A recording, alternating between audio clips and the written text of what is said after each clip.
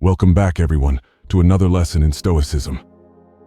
In our previous videos, we explored the power of perception, the importance of embracing discomfort, the pursuit of virtue, the dichotomy of control, and the practice of gratitude. Today, we delve into a realm that can often feel like a raging storm: our emotions. Emotions are a fundamental part of the human experience. They can propel us to great heights of joy, love, and compassion, but they can also send us spiraling into anger, sadness, and fear. Stoicism doesn't advocate for suppressing emotions entirely. Instead, it teaches us to understand and manage them effectively. The Stoics believed that emotions stemmed from our judgments about external events. Imagine you miss your bus. You might judge this situation as terrible or inconvenient, leading to frustration and annoyance. Epictetus, a prominent Stoic philosopher, famously said, "It is not what happens to you that upsets you, but your judgment about what happens to you." Here's the key takeaway. We don't control what happens to us, but we do control our judgments about it. This is where the power of Stoicism lies, in recognizing the space between the event and our reaction. So how do we manage our emotions based on this principle? Here are some practical Stoic techniques. Lesson 1. Selective compassion. Every day, we encounter a myriad of challenges, from work pressures to navigating complex relationships. These challenges often evoke a whirlwind of emotions, leaving us feeling overwhelmed and drained. Have you ever paused to consider the people around you and the energies they bring into your life? Do they uplift you or leave you feeling depleted? In the timeless wisdom of Stoicism, we find guidance on how to manage our emotions, set personal boundaries, and choose companions who align with our values. One crucial aspect of this wisdom is selective compassion. Compassion is like a cozy warmth that brightens our hearts, showing genuine care for others. However, it's essential to use this warmth wisely, akin to using a flashlight instead of lighting up the entire house. Selective compassion guides us to concentrate where it's most necessary, without endangering ourselves. Imagine the world as a stormy sea, full of challenges and hurts too numerous for any single person to fix alone. Selective compassion allows us to reach out to those who are lost without sinking ourselves in the process. It's about recognizing that while we can't solve all the world's problems, we can make a difference where we are. By being selective in our compassion, we ensure we have the strength and energy to continue helping others while taking care of ourselves. It's about finding the balance between lending a helping hand and safeguarding our own well-being. Lesson 2. Letting go of toxic relationships. The people we surround ourselves with play a significant role in shaping our experiences and influencing our well-being. Some individuals uplift us like serene waters, gently propelling us forward on our journey. Others, however, resemble turbulent storms, stirring chaos and leaving us feeling lost and depleted. Stoic wisdom urges us to reflect on the quality of the relationships in our lives. Do our friendships contribute to our personal growth, or do they hinder it? Letting go of toxic relationships isn't a sign of weakness, it's an act of strength. It's a conscious decision to surround ourselves with individuals who uplift and enrich our lives, even if it means parting ways with those who no longer serve us. Imagine renovating a house. Sometimes, we need to tear down old, dilapidated structures to create space for something better. Similarly, removing toxic relationships from our lives requires honesty and courage. But the sense of relief that comes from walking through rooms filled only with positivity and support is immeasurable. It's time for introspection. Consider the voices that surround you. Do they lift you higher or pull you down? Removing toxic friendships isn't merely an act of self-preservation. It's a testament to your inner strength and a step towards leading a more serene and fulfilling life. Lesson 3. Setting personal limits. Time and energy are precious resources that require careful management. Establishing personal boundaries is not just a tactic for survival. It's a foundational principle for leading a meaningful and genuine life. Boundaries mark out the space that belongs to us, our time, our energy, our feelings. These boundaries are the unseen demarcations that indicate how far we're willing to extend ourselves, what we're comfortable with, and when we need to assert our limits. Without clear boundaries, we risk burnout. a growing concern in a culture that extols constant activity. Setting boundaries is like walking a tightrope, a subtle interplay between generosity and self-preservation. It entails recognizing that in order to genuinely nurture others, we must first ensure our own well-being. As Epictetus famously remarked, "You have power over your mind, not outside events. Realize this, and you will find strength." Setting boundaries begins with self-awareness, comprehending our genuine values, recognizing what depletes our energy, and what replenishes it. It's an ongoing journey of tuning into our own needs and mastering the art of articulating them confidently. Imagine the liberating sensation that accompanies boundary setting, the ability to decide how, with whom, and in what endeavors you allocate your time and energy. Picture the tranquility of knowing that you're living in accordance with your core beliefs. Take a moment to contemplate what boundaries are essential for safeguarding your time, energy, and mental well-being. Lesson 4. Sharing thoughts and emotions judiciously. Communication is the cornerstone of our relationships, shaping the way we interact with others and the world around us. Stoic philosophy offers invaluable insights into how we can communicate our thoughts and emotions with prudence and wisdom.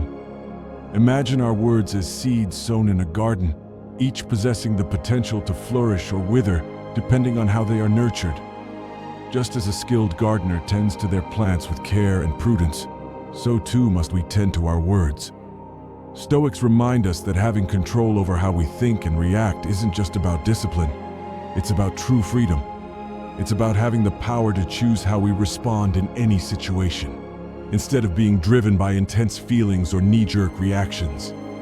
Why is it vital to moderate the expression of our emotions and thoughts? Because words have power. The power to build bridges or erect barriers, to uplift spirits or crush dreams. By exercising control over our communication, we cultivate deeper connections built on trust, empathy, and understanding.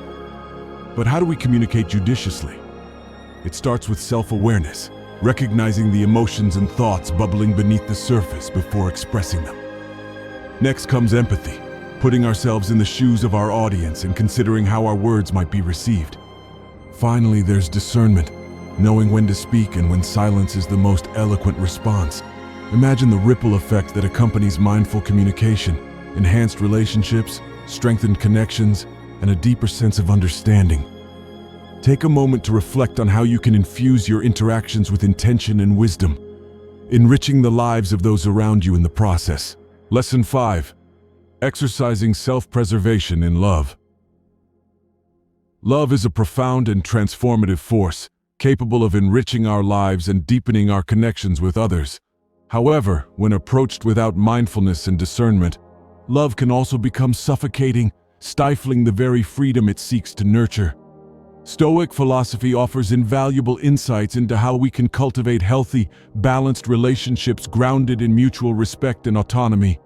It teaches us that true love is not possessive or controlling, but liberating and empowering. It's about loving deeply while respecting each other's individuality and autonomy. Imagine love as a delicate dance, a harmonious interplay of two souls moving in tandem, yet retaining their distinct rhythms and melodies. It's about finding unity in diversity, celebrating each other's uniqueness while nurturing a deep sense of connection. To exercise self-preservation in love means honoring our own needs and boundaries while also respecting those of our partner. It's about recognizing that love is not about possession, but about mutual growth and support. It's about creating space for each other to flourish and evolve without stifling each other's dreams or aspirations. But how do we practice self-preservation in love? It starts with self-awareness, knowing ourselves deeply and understanding our own needs, desires, and boundaries. Next comes communication. Open, honest, and respectful communication that allows both partners to express their thoughts, feelings, and concerns openly. Imagine the profound sense of fulfillment that accompanies love grounded in self-preservation. The joy of witnessing each other's growth, the comfort of knowing that you're accepted and cherished for who you are, and the strength that comes from facing life's challenges together as equals. Take a moment to reflect on your own relationships. Are they characterized by mutual respect, autonomy, and support? How can you cultivate a deeper sense of self-preservation in your love life, honoring both your own needs and those of your partner? Lesson 6. Self-focus and assertiveness. In a world that often glorifies selflessness and sacrifice, it's easy to overlook the importance of self-focus and assertiveness. However, Stoic philosophy reminds us that prioritizing our own well-being isn't selfish. It's essential for becoming the best versions of ourselves. Self-focus is about tuning into our own needs, desires, and aspirations, and taking intentional steps to nurture them. It's about recognizing that our well-being is paramount and that we cannot effectively support others if our own cup is empty. Imagine self-focus as a journey inward, a voyage of self-discovery and self-empowerment. It's about peeling back the layers of conditioning and expectation to uncover our authentic selves, the essence of who we are beneath the roles we play and the masks we wear. But self-focus isn't just about introspection. It's also about action. It's about setting goals, pursuing our passions, and advocating for our own needs and desires. It's about reclaiming our agency and taking ownership of our lives.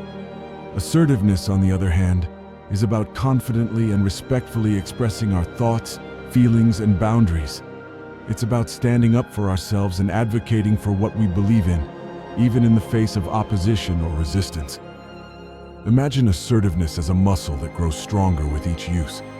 It's about speaking our truth with conviction and clarity, even when it's uncomfortable or inconvenient. It's about setting boundaries and saying no when necessary without guilt or apology. But how do we cultivate self-focus and assertiveness in our lives? It starts with self-awareness, knowing ourselves deeply and understanding our own needs, desires, and boundaries. Next comes self-compassion, treating ourselves with kindness and understanding as we navigate life's challenges and setbacks. Imagine the sense of empowerment that accompanies self-focus and assertiveness, the freedom to pursue our passions, the confidence to advocate for our needs, and the resilience to bounce back from adversity. Take a moment to reflect on how you can cultivate these qualities in your own life, reclaiming your agency and living authentically. Lesson 7. Facing adversity and cultivating resilience. Adversity is an inevitable part of the human experience, a test of our inner strength, resilience, and adaptability. However, in the face of adversity, it's easy to feel overwhelmed, defeated, or discouraged. Stoic philosophy offers invaluable insights into how we can confront challenges with courage, grace, and resilience. Imagine adversity as a crucible, a refining fire that tests the mettle of our character and forges us into stronger, more resilient individuals. It's about embracing challenges not as obstacles to be avoided, but as opportunities for growth and personal development. But how do we cultivate resilience in the face of adversity? It starts with mindset. Cultivating a perspective that sees challenges not as insurmountable obstacles, but as opportunities for growth and learning. It's about reframing adversity as a teacher rather than a tormentor, extracting valuable lessons and insights from even the most difficult experiences. Next comes acceptance. Accepting that adversity is a natural and inevitable part of life, and that we cannot always control the circumstances we find ourselves in. It's about surrendering to what is and finding peace and serenity in the midst of chaos. But acceptance doesn't mean passivity. It means embracing our circumstances with courage and resilience, knowing that we have the strength and fortitude to weather even the most challenging storms. It's about taking proactive steps to overcome adversity, leveraging our inner resources and support systems to navigate life's challenges with grace and dignity. Imagine the sense of empowerment that accompanies resilience, the knowledge that no matter what life throws at us, we have the strength and resilience to overcome it. Take a moment to reflect on how you can cultivate resilience in your own life, embracing challenges as opportunities for growth and personal development. Lesson 8. Developing a grateful mindset. Gratitude is a powerful tool for finding contentment and joy in life's simplest pleasures. It's about cultivating a mindset of abundance and appreciation, even in the face of adversity or hardship. Stoic philosophy offers invaluable insights into how we can cultivate gratitude in our lives, reaping its myriad benefits. Imagine gratitude as a lens through which we view the world, a filter that highlights the beauty, wonder, and abundance that surrounds us. It's about shifting our perspective from what we lack to what we have, from scarcity to abundance. But how do we cultivate gratitude in our lives? It starts with mindfulness, taking time each day to pause and reflect on the blessings in our lives, no matter how small or seemingly insignificant. It's about savoring life's simple pleasures and finding joy in the present moment. Next comes perspective, recognizing that even in the midst of adversity, there are still things to be grateful for. It's about reframing challenges as opportunities for growth and learning, finding silver linings even in the darkest of clouds. But gratitude isn't just a passive state of being. It's also a practice, a daily habit that we can cultivate and nurture over time. It's about expressing appreciation for the people, experiences, and blessings in our lives, both big and small. Imagine the transformative power of gratitude, the sense of contentment and fulfillment that accompanies a grateful mindset. Take a moment to reflect on the blessings in your own life, cultivating gratitude as a daily practice and reaping its myriad benefits. Lesson 9. Embracing impermanence. Impermanence is a fundamental aspect of the human experience, a reminder that all things, both joyous and sorrowful, are transient and fleeting. Stoic philosophy offers invaluable insights into how we can embrace impermanence with wisdom and equanimity, finding peace and serenity in the ever-changing nature of existence. Imagine impermanence as a river, a flowing, ever-changing stream that carries us through the highs and lows of life. It's about surrendering to the natural rhythms of existence, embracing the ebb and flow of experience without clinging or resisting. But how do we embrace impermanence? It starts with acceptance, accepting that change is an inherent part of life and that we cannot control or predict the future. It's about surrendering to what is and finding peace and serenity in the midst of uncertainty. Next comes mindfulness, cultivating a present moment awareness that allows us to fully experience life as it unfolds, without attachment or aversion. It's about savoring the fleeting beauty of each moment, knowing that it will soon pass into memory. But embracing impermanence isn't just about letting go. It's also about cherishing the preciousness of life. It's about living each day with intention and purpose, making the most of our time on this earth and cherishing the moments we have with loved ones.